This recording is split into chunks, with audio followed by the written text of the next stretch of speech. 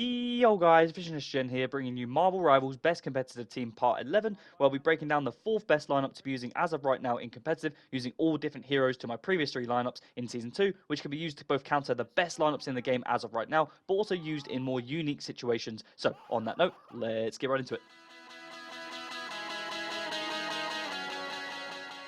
So first things first, this lineup will consist of characters that have not been used in my previous 3 lineups, so episodes 8, 9, and 10, and I'll explain how to use each of the 6 heroes in this list based on their roles, whilst also identifying what adjustments you'll want to consider, explaining when you'd make them and why. And as for the roster itself, I won't be going over a guide as such on all of the individual abilities for all of these heroes, as I've made guides separately for the most of these heroes on my channel anyways, and for the most part, I am assuming that anyone watching this video and learning about the best comp lineups as of right now, following the latest update, is already fully aware of most or all of the heroes and their abilities. So like with this video and going forward, I'm going to try and implement different and more unique lineups for future episodes, which you can try out for yourselves, and hopefully you'll have as much fun as I've had using all of these heroes and specifically within these lineups. Now, of course, not all of these lineups will work in every competitive game. Depending on your rank as well as your own skill level, you should probably try some of these team comps and heroes in a more casual environment first, but for this episode, it is in place so that you guys are aware of each of the possible lineups that are both enjoyable but also viable in this game following the latest updates, but also for me to explain why and when you would consider using this exact lineup. So,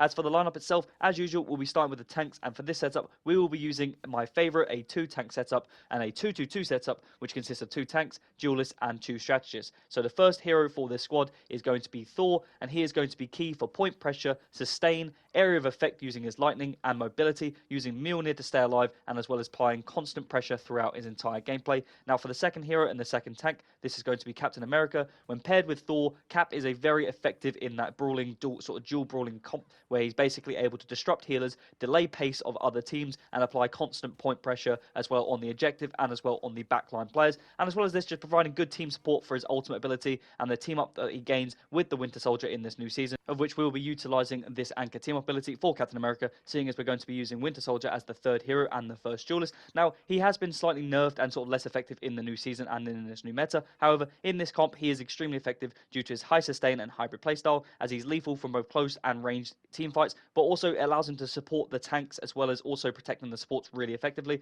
Now, as for the fourth hero and the second duelist, we're actually going to be using Hawkeye, who will be responsible for sort of sniping capabilities and expert marksmanship to remove those ranged duelists sort of pestering in the back lines, but also picking off flanking heroes such as Psylocke and Star-Lord, whilst also sniping off other aerial heroes that are going to be effective in this meta, such as the Human Torch. Now, for the fifth hero and the sort of first strategist, we're going to be using Cloak and Dagger, which obviously is a bit controversial considering the character has been slightly nerfed a lot in this new season. Cloak and Dagger will be the primary healer for this squad, better for grouped healing, so effective when Cap and Thor will both retreat and back up into the squad, but also key for when applying a vulnerability effect to over-aggressive targets such as dives and brawling tanks, making them vulnerable for the duelist heroes to quickly focus and eliminate, basically almost acting like a sneaky counter-dive hero in a sense, which people do not really utilize and sort of factor into the decision when using Cloak and Dagger. And then as for the sixth and final hero, considering we haven't used this support and the final support we haven't used in these new sort of episodes is going to be Jeff as the sixth and final spot for this squad, who's of course interchangeable, seeing as I mentioned that in all of my videos, but of course continuing the trend and utilizing new heroes, we're going to be using Jeff for the sixth member,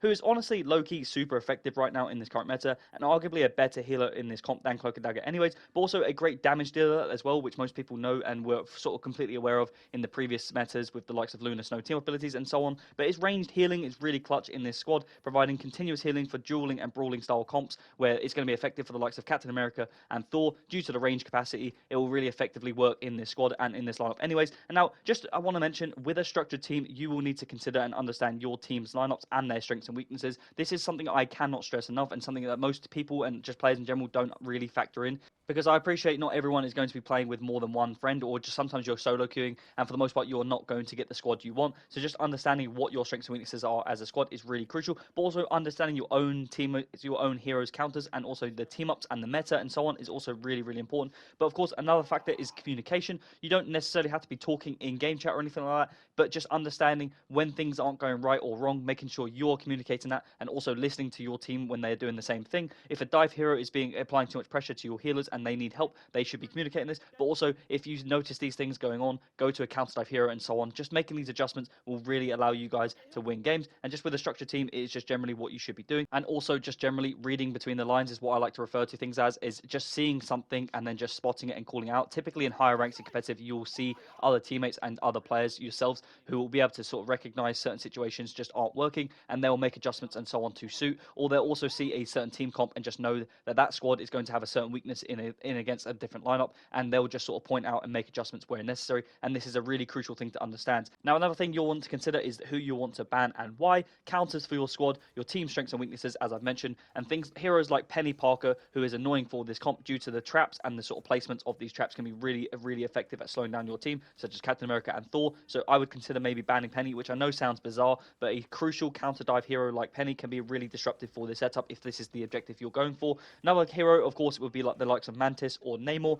also sort of counter dive heroes that are really effective, and considering you're not going to be using them, wouldn't be a bad shout to consider getting rid of them in case the other team already hasn't, or you might want to just eliminate counter dive heroes in general. But also just bear in mind, if you're going to take out other counter dive heroes, then you're not going to be able to resort to them and make adjustments in case the other team is using heroes like Black Panther, Magic, and so on. So just bear that in mind. And then other heroes I would consider is the obvious ones like Groot and Spider-Man as well, as they can really give your team a real problem and just be really disruptive for this setup. I wouldn't necessarily ban any aerial heroes because you're going to be using Hawkeye, and he's really effective at being a sort of counter aerial hero anyway. But that's for the most part the main heroes I would consider banning. And then as for the adjustments, when you'd make them and why, starting with Thor, if the dual brawling setup just isn't working due to the counter dive setup on the enemy team, then change to the likes of either Magneto for better range and shielding abilities, or change to Venom, who has better mobility and peeling abilities for the supports, who is less susceptible to the likes of CC, but also has good range as well. Also, if you don't want to change Thor, keep Thor and then just consider changing the likes of Captain America to these heroes. So, however, same as with Thor, if the dual brawling setup isn't working and you want to change just one of the tanks, consider a shielding tank to back up the likes of a diving tank or a brawling tank such as Magneto, or maybe add the likes of Emma Frost into the setup due to the dynamic being very effective, but also adds more point pressure for this squad, with a diamond form being solid for damage reduction and brawling. Although she'll lack the mobility that the other tanks will provide, the two tanking shields will be really effective for this squad for damage mitigation of playing against a range setup, and of course a counter dive setup as well, which is what you're trying to do. You're trying to adjust to the other team's comp because yours isn't going to work. As for the Winter Soldier, if the other team has an Emma Frost, a Thing, or a Loki, I would consider changing, as he is less effective against these heroes, but also feeds the likes of Loki's ultimate, and I would consider changing to the likes of maybe Moon Knight if the other team is really grouped up, but also for the Cloak and Dagger team ability, or change to the likes of the Punisher to disrupt the sort of heavy-hitted tanks such as Emma Frost, the Thing, and maybe even the Groot, or change to the likes of Iron Fist, who's a really good tank destroyer if the other team has a strong Vanguard setup who lacks mobility, where basically Iron Fist thrives in these setups. That is basically the three adjustments I would consider for the Winter Soldier. And then as for Hawkeye, Hela is basically the like-for-like adjustment for this character. She is better for mid-range abilities, but also the ultimate in open maps, which is super effective and far more powerful in comparison to the likes of Hawkeye's ultimate ability. And also, if you're going to keep Thor, then having Hela in the squad for the team ability is really effective. And also, if you want to add Loki in, which I'll go over in the adjustments shortly, for the three-way team ability, which is super powerful. Now, as for Cloak and Dagger, if you're going to change Cloak and Dagger, then change to Luna for the Jeff team ability if you want better damage from Jeff overall, which I meant over earlier in the video. But also, if the vulnerability isn't effective due to the split spread out comp, then I would also change to Luna for that reason. But also, if it is working and Cloak and Dagger is really effective, and also you're going to have Moon Knight in the squad, then I would consider keeping the Cloak and Dagger, but then changing Jeff to Luna for this reason. And then this leads me on to the final adjustment that I want to mention is for Jeff. Now, if Jeff just isn't working due to the range ability not being effective and not needing that extra damage, then I would consider changing Jeff to the likes of maybe Mantis for sort of that CC and counter dive setup if this is the problem you're facing, or just change to the likes of Loki, as I mentioned, for the sort of Hela and Thor team abilities, but also providing those healing pools, which are really effective for when the likes of your dual brawling setup wants to back up into those healing pools, which basically makes them invincible for a short period of time. And then also for the ultimate ability, where you can mirror the likes of another primary healer, which we all know can often be the biggest game changers for the most part in winning you games. If another team has an Invisible Woman and a Luna Snow, for example, then you're going to struggle by not having those primary healing ultimates,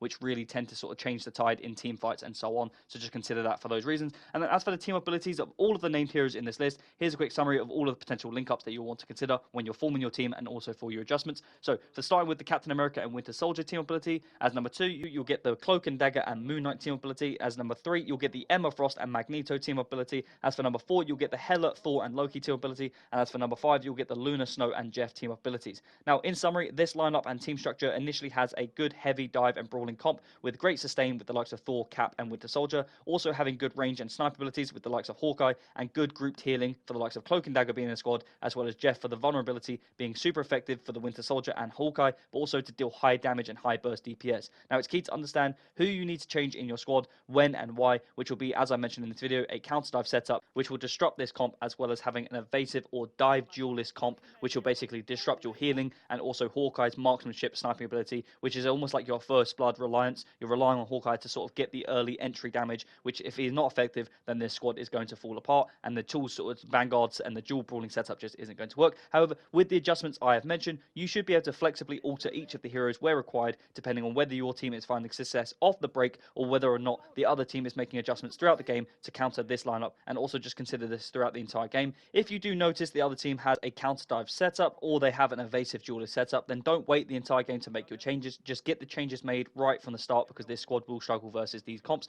so just bear that in mind. Anyways, guys, if you've enjoyed the video, don't forget to like, comment, and subscribe, and let me know down below if you have any alterations that you'd make to this lineup, and let me know reasons why. If you have any cool clips or tips that you'd like to share about using or being a part of this squad and this sort of team in general, then let me know in the comments and I'll get right back to you. I'm Vision SGN. I hope you enjoyed the video, and I'll see you in the next one.